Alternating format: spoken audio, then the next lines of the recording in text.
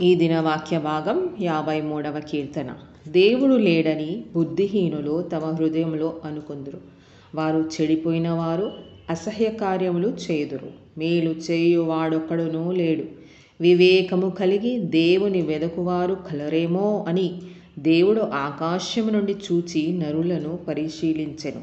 వారందరూ దారి తొలగి బొత్తిగా చెడి ఉన్నారు.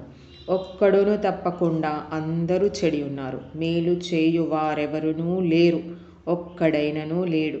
దేవునికి ప్రార్థన చేయక ఆహారము మృంగునట్లుగా నా ప్రజలను మృంగు.